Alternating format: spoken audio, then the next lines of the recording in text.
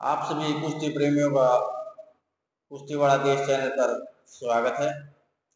दोस्तों, मैं Jogendra Singh, wrestling coach, आज एक ऐसे पहलवान को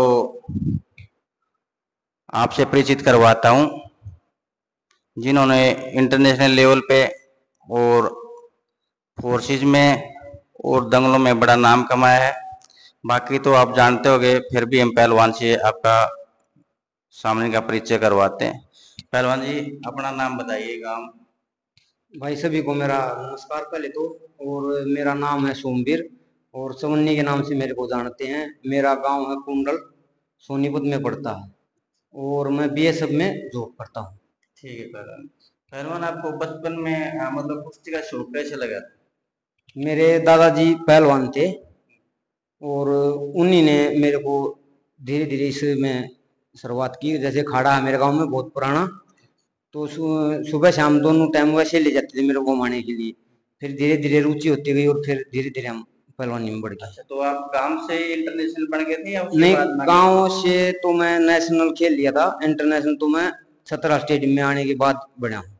अच्छा, तो 17 साल स्टेडियम में किसकी देख रेख में आपने प्रैक्टिस करी? पहले तो पहलवान जी सतपाल पहलवान जी थे और यशवीर कोच साहब थे, रामपुर कोच साहब थे, तो ये थे। तो अभी तक की आपकी अचीवमेंट क्या क्या है? जैसे मेरा जूनियर में गोल्ड है, जूनियर में सिल्वर है और कैडेट में मेडल है मेरे। और जैसे इंटरनेशनल में जूनियर में, और मैं 2 बार गोल्ड है मेरा वर्ल्ड पुलिस में, जो फोर्स की तरफ से विदेश खेलने जाते हैं वर्ल्ड पुलिस के लिए, उसमें मेरे 2 गोल्ड है। तो आपको दंगल का अनुभव कितना है? मैं शुरू में मिट्टी से ही पहलवान बना था और मिट्टी के से ही दंगल लड़के मैं मैट पे आया था। पहले मैंने कभी मैट पे वो की नहीं थी गांव में, पहले मिट्टी से ही शुरुआत की थी। मैट तो मैंने 76 साल स्टेडियम में आके शुरुआत की है। हाँ जी। तो आप मैट की कुश्ती में और दंगल की कुश्ती में क्या डिफरेंस?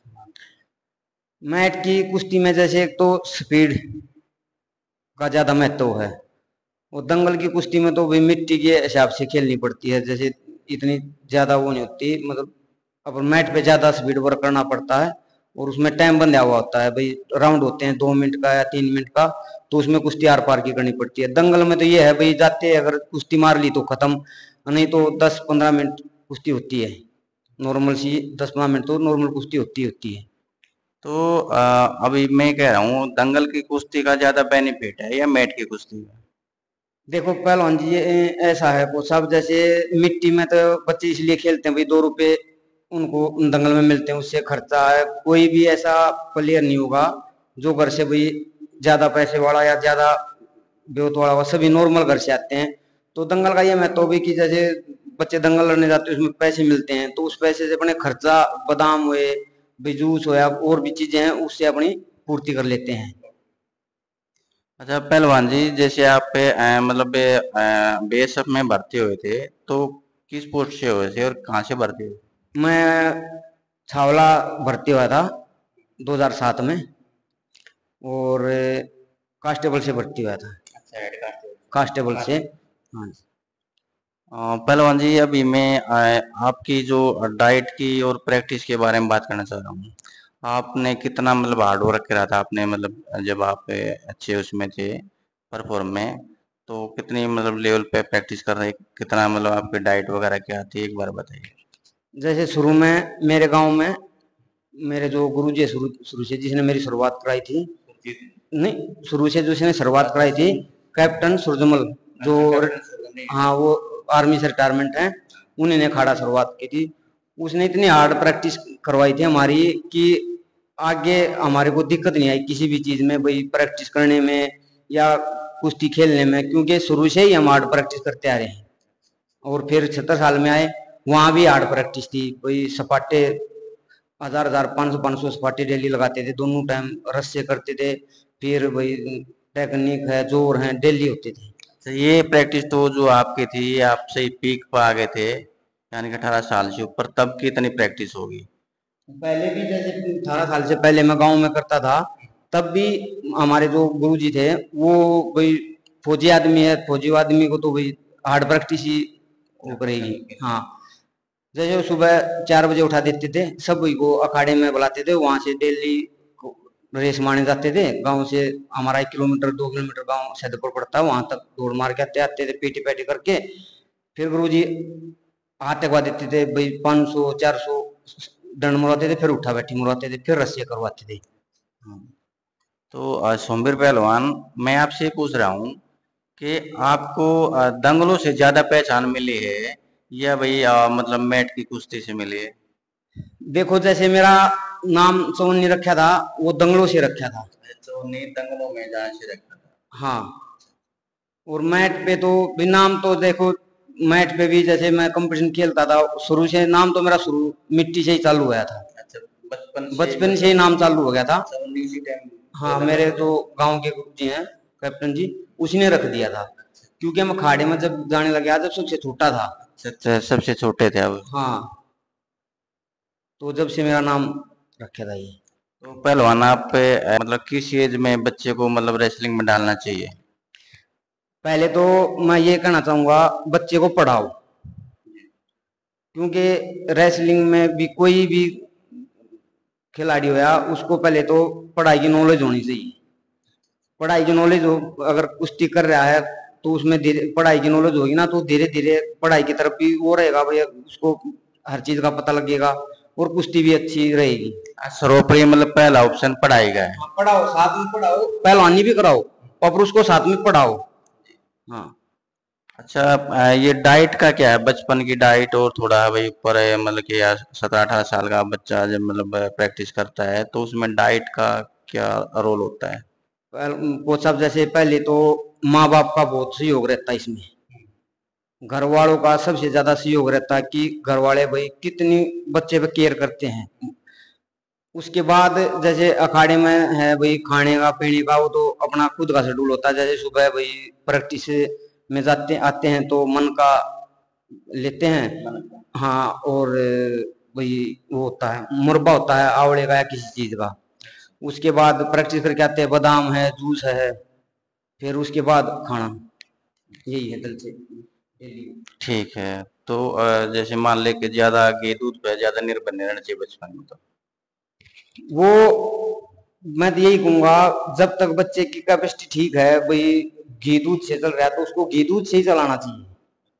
हाँ, ये नहीं कि भाई शुरू में बच्चा बांट दिया और शुरू में ही भाई प्रोटीन इन चीजों में बांट दिया। नहीं, शुरू में बच्चों को घर की चीजें खिलाओ, नेचुरल चीज खिलाओ, घर की, दूध है, घी है, दही है, भाई ये चीजें जो घर की चीजें होती हैं वो खिलानी चाहिए बच्चे को पहले। अच्छा, ये जो आजकल भाई प्रोटीन चल रहे हैं और भी कई सारे सप्लीमेंट चल रहे हैं, तो इनको लेकर के आपका मतलब क्या विचार है?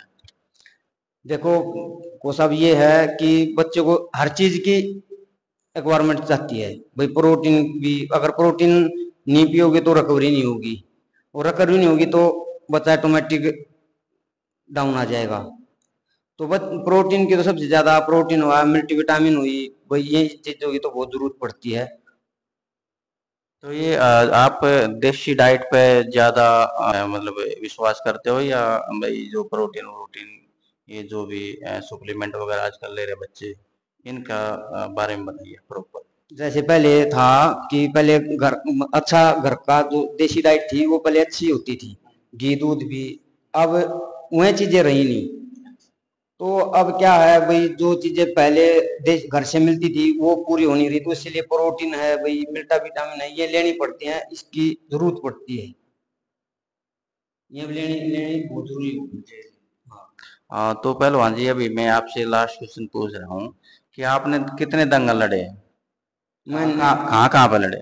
मैंने पर जी, इंडिया का कोई कोना नहीं होगा जहाँ दंगल नहीं लड़ी। जम्मू से लेके और महाराष्ट्र तक हर जगह दंगल लड़े मैंने। मतलब ऑल ओवर इंडिया के जितने भी दंगल होते हैं? हाँ हाँ, सभी में दंगल लड़े हैं। तो वहीं पे भी आपको मतलब चोनी नाम से प्रसिद्ध? सभी जहाँ भी, मेरा असली नाम तो बहुत कम जानते होंगे, सोमवीर। और मेरे गांव में भी बहुत से ऐसे हैं जिनको मेरा नाम पता नहीं, वो भी चमुन्नी के नाम से भी, सभी चमुन्नी के नाम से ही जानते हैं मेरे को। हाँ, दंगलों में भी चमुन्नी के नाम से ही जानते हैं। कहीं दंगल में जाऊंगा तो वहां भी मेरा चमुन्नी के नाम से ही बोलते हैं। ठीक। तो पहलवान जी आप गुरु और शिष्य को मतलब जो होते हैं भाई अखाड़े में संचालक जो होता है गुरु होता है कोच होता है और एक शिष्य होता है उसके प्रति मतलब कैसा व्यवहार होना चाहिए आपका? देखो, जब तक बच्चा माँ बाप के पास रहता है तो माँ बाप सब कुछ होता है। फिर बच्चा कहीं भी अखाड़े में जाता है, कहीं भी सेंटर में जाता है, तो गुरु ही सब कुछ होता है। क्योंकि गुरु का हम आदर मान नहीं करेंगे तो फिर वो अच्छा खिलाड़ी नहीं बनेगा। गुरु का आदर मान करो भाई।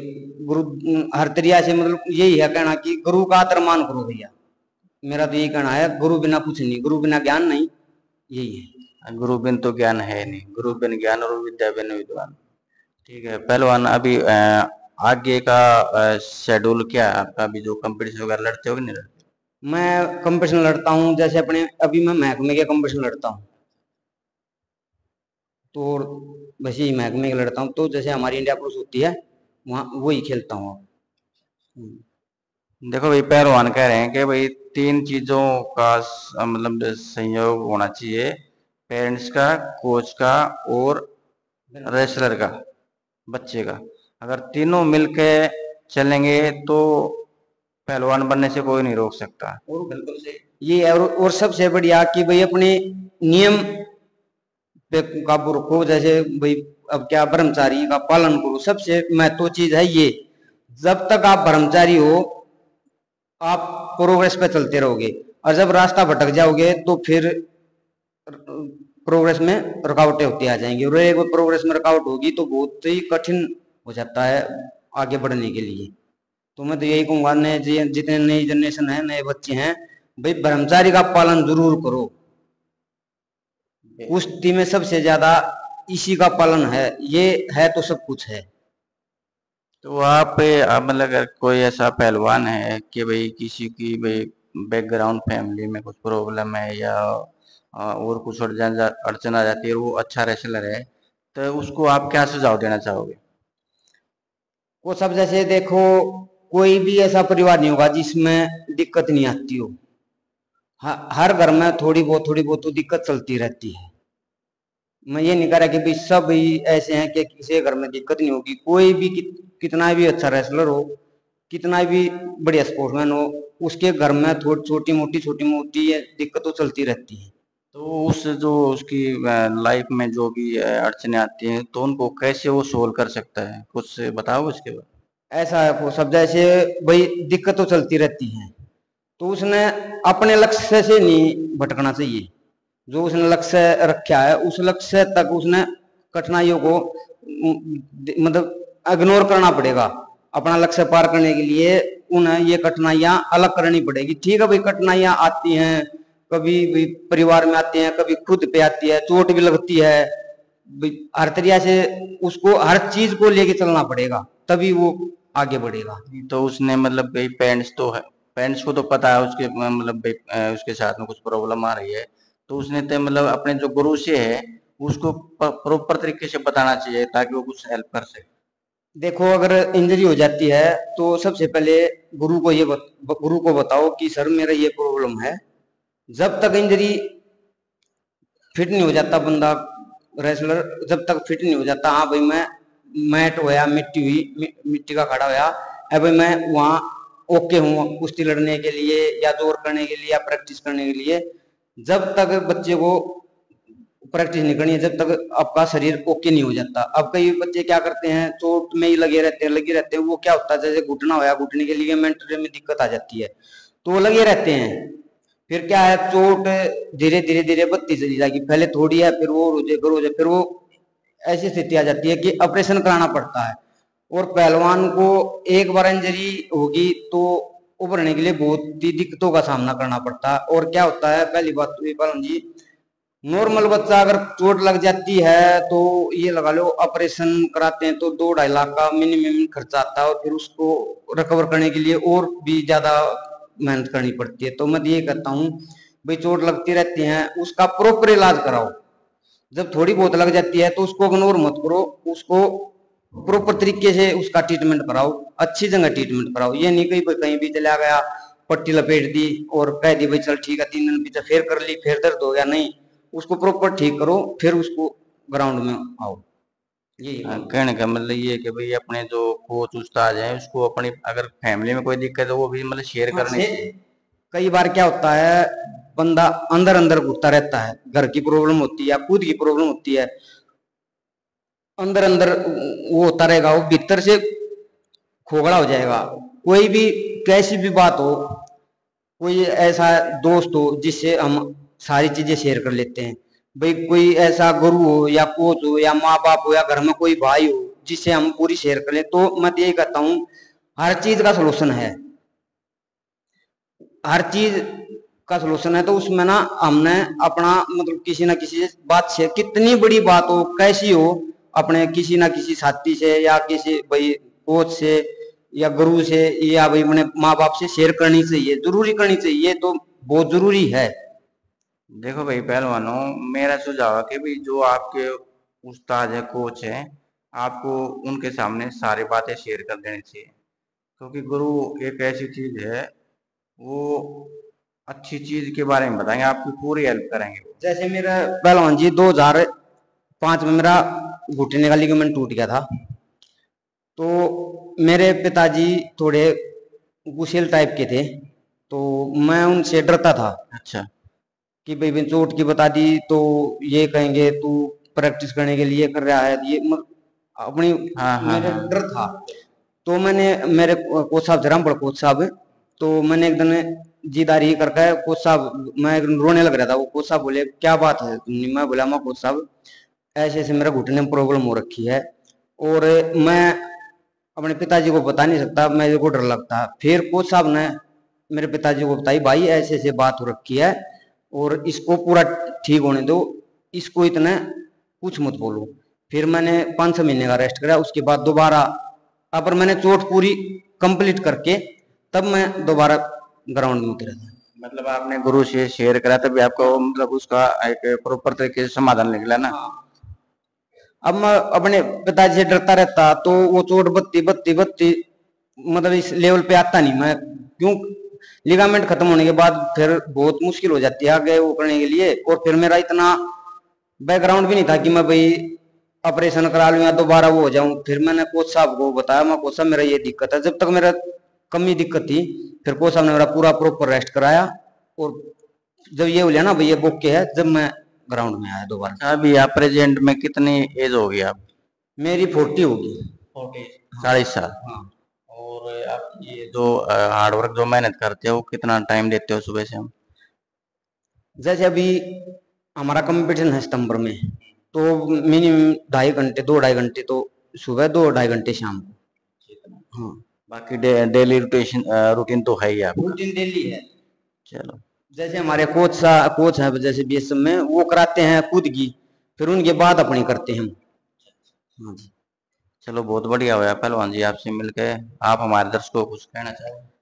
भैया ये है भाई, लगन से मेहनत करो और भाई 2-3 चीजें हैं जो मैंने बताई है उन पे थोड़ी ही अपना वो करना, मतलब भी कोई बातें से कोई दिक्कत आती है उसको शेयर करो, और गुरु की और माँ बाप की इज्जत करो। जब तक गुरु की और माँ बाप की इज्जत करोगे तो सब कुछ है। अगर जिस दिन गुरु को और माँ बाप को इग्नोर करने लगे तो फिर आप भी इग्नोर ही हो जाओगे, फिर सफल नहीं बन पाओगे।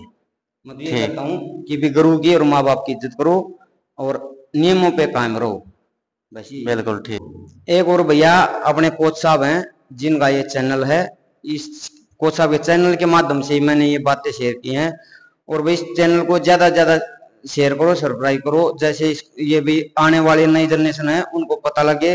भैया रोज डेली दंगलों की कंपटीशनों की और अच्छी अच्छी चीजें डालते हैं, कुश्ती के ही लिटू में डालते हैं कि अदर उधर की नहीं, सिर्फ ओनली स्पोर्ट्समैनों के लिए, कुश्ती के लिए, इससे बढ़ावा होगा। तो भाई मेरी विनती है सभी से, जितने भी इस वीडियो को देख रहे हैं, कि भाई इस चैनल को ज्यादा ज्यादा लाइक करो। दोस्तों अगर हमारा ये सोमवीर पहलवान का इंटरव्यू आपको अच्छा लगा तो कमेंट में और लाइक करके भाई जरूर शेयर करें इस चीज को। धन्यवाद। नमस्कार।